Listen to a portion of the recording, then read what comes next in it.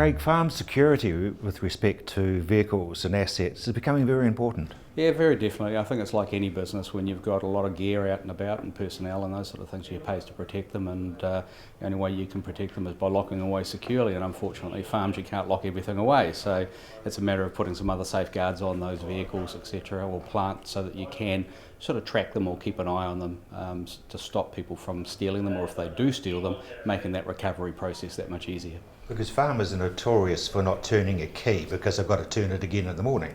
Yeah, that's exactly it. So, I mean, it comes down to making sure that you're being aware of the fact that people are starting to remove equipment, whether you leave it lying around or whether even if you lock it away, a padlock's only going to keep an honest person out.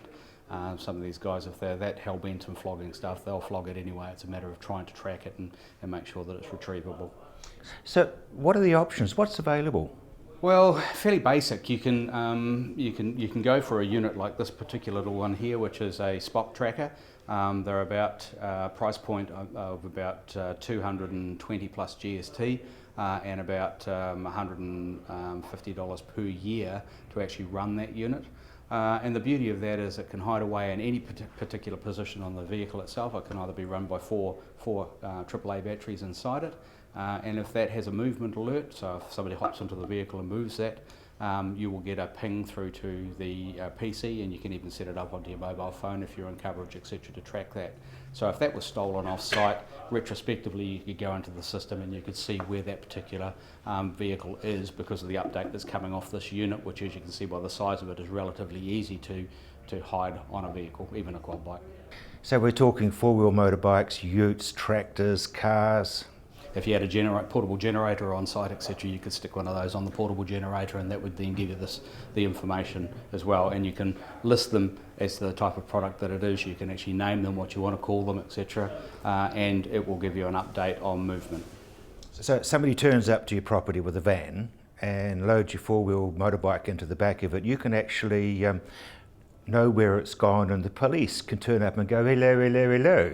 Yes, exactly, and it requires to be able to see the sky, so whilst it's in the van itself, chances are it won't be being pinged, but as soon as they unload it and it's out in the open, etc., it will show where that unit is. GPS is vital. Well, GPS is not just about policing staff members and those sort of things. We've gone we've gone way past that now, because this is more of an asset tracker. Then when you can move into farms like any other business, trucking firms and those sort of things, because you've got requirements for occupational safety and health, plus also knowing as a manager of the farm you're responsible for each and every person that's on that farm, and knowing that they're back and they're safe, or where they are on the farm, or if they have an accident and they call up, hopefully on an RT, you'll be in a situation where you'll know where they are, so you can converge on that spot to make sure that you get there to assist them as quickly as possible. That brings us into the subject of two-way radios, or walkie-talkies as we used to call them. Well, I mean, obviously at Te Park Limited, that's a pivotal part of our business. It's the hub of what we do. I've been working here for 23 years, and that's all I've done the whole time I've been here effectively is two-way radio.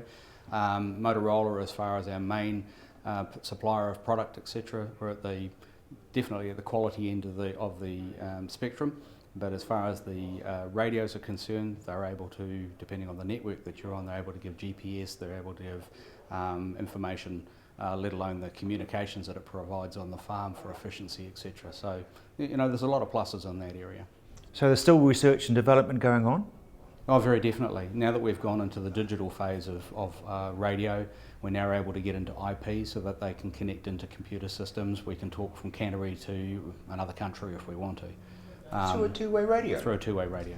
Through the network, because as soon as they're on IP, of course, you get into the internet, and we can feed the audio in at this end and it comes out at the other end, whether it be across onto a computer or across onto another radio. So, yes.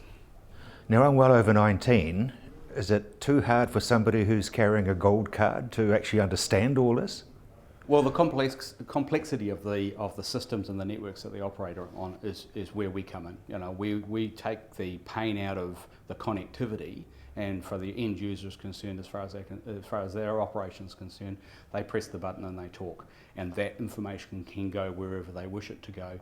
I think if you've got a cell phone, a smartphone or something like that, where there are applications where you can dial in. You could be sitting on the beach in Fiji and still check or call into the farm if you wanted to, using the Wi-Fi across the internet and back into the radio system if that's the way that it's set up. So this being isolated to just coverage of 10 k's from the farm, etc., on a set repeater is now long gone. You can have a manager in Christchurch and still talk to a farm in Ashburton if that's the case. So it's a case of not knowing, or not needing to know how it works, just knowing that it does work. Exactly, and I think that's what we've got to get our head around, is the fact investing in the technology is not necessarily knowing how it works, other than a very broad brushstroke. It's a matter of actually having the ability to understand that when you press the button, it's going to come out the other end, whether that be on the farm or whether that be within the coverage that you require, which could be Ashburton to Christchurch or North Canterbury, whatever you want. Or international. Or international, if that's what you want.